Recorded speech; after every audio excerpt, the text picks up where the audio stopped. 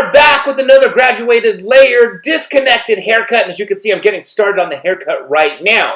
So I am taking a section right there at the temple and I'm combing that hair over to the other side. That hair that I am clipping away is the hair that's going to come back and lay on top of this right side that I'm cutting. That is going to be the disconnected side. The left side is not going to be disconnected, just the right side. So the first thing I'm going to do is establish the layers on the right side of the head, which I'm doing right here. I'm cutting some square layers. And then I'm going to work from the side to the back. Now, I'm going to do layering on the upper half of the back, but where the graduation comes in is from the occipital bone down. I'm going to graduate the hair nice and tight at the hairline, and then working the way up, it will become more of a layered shape, and I'm going to carry the layers on the left side as well.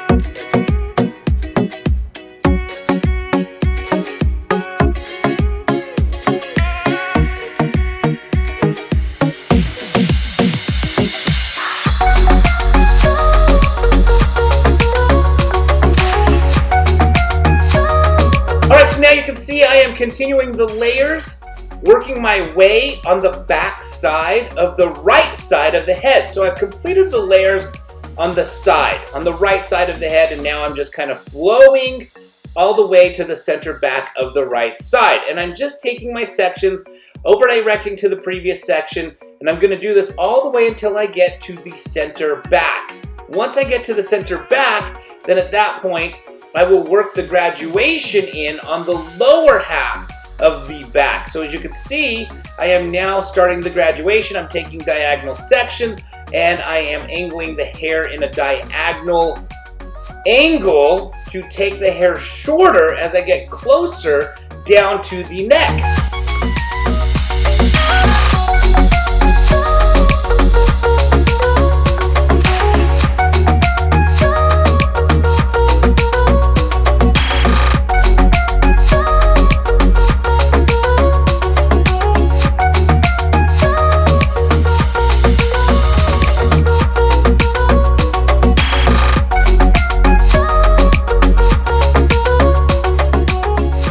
So now that I've completed the layering on the right side, I am going to drop down the top and I'm going to blend the top in with the back. Where it's going to be disconnected is just on the right side. From the ear forward. From the ear backwards, it's going to be disconnected. And so as you can see, I'm just blending in right there, that top in with the layers on the back of where we just completed cutting.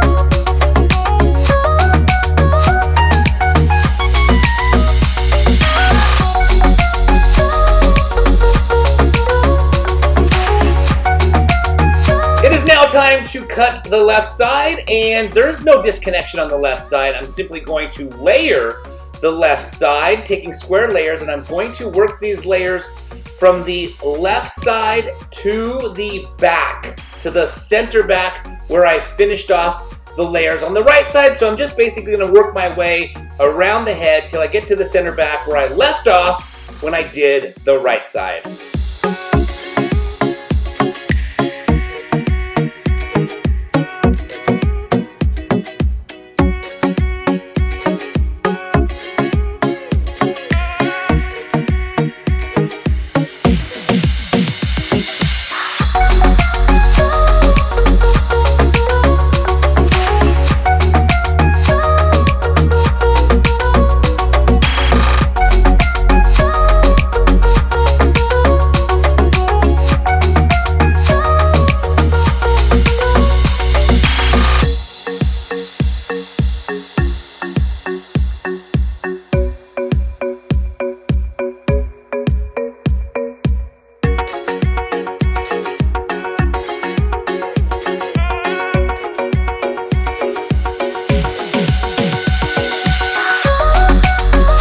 Now it is time to work in the shape on the left-hand side below the occipital bone. So as you can see right here, I'm just chipping into the outline with the points of my scissors, and I'm creating the desired outline that I'm looking for here on the left-hand side. And then I'm going to go through using my fingers to angle the hair in and at an angle to create the graduation under the occipital bone on the left-hand side.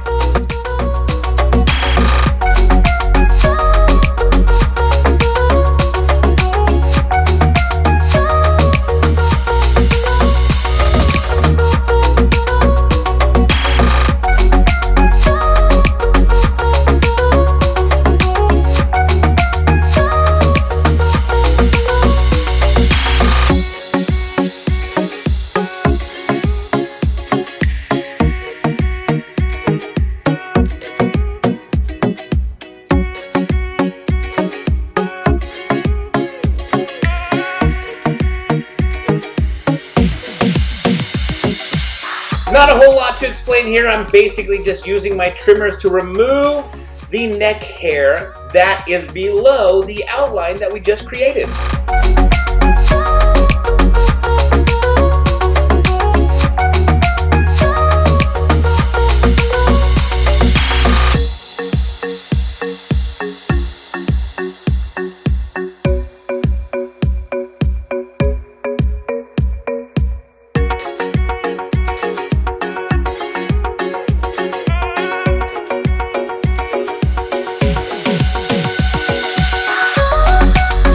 It is now time to cut the bangs, and so as you can see, I'm holding the hair within the comb, not my fingers. And I'm just taking the scissors and I'm just creating that shape that I'm going for as far as the desired shape for the bangs that I want to cut on my model's hair.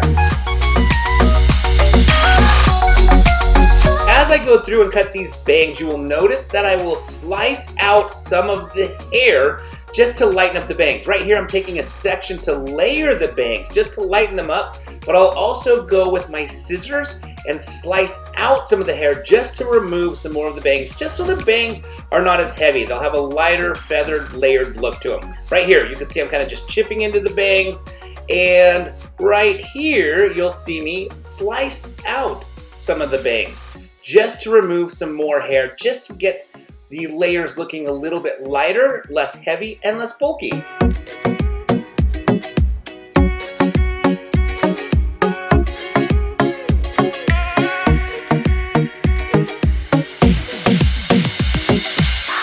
Alright, so now it is time to cut in the top.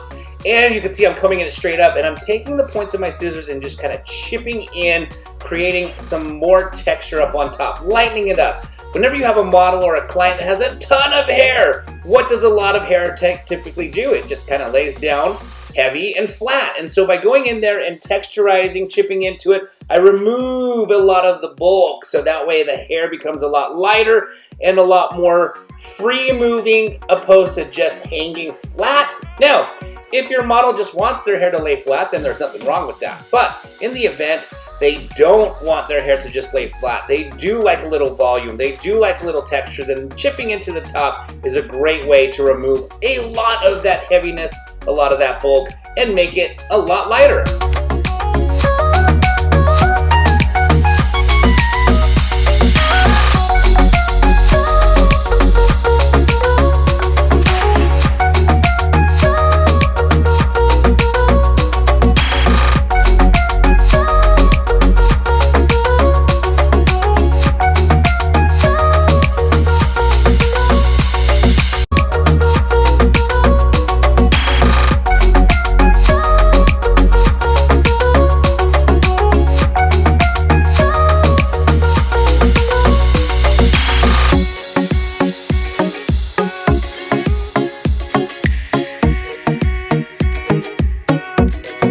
So we have come to the end of this haircut, and what we completed was some disconnected layering, with some graduation, with some texture, some chipping in, some slicing, all in one haircut. All right, I hope you guys enjoyed this video. If you have any questions or comments, please don't forget to put them down in the comment section below. If you like this video, please give it a thumbs up, and don't forget to subscribe to this channel. And I want to thank you guys so very much again for watching.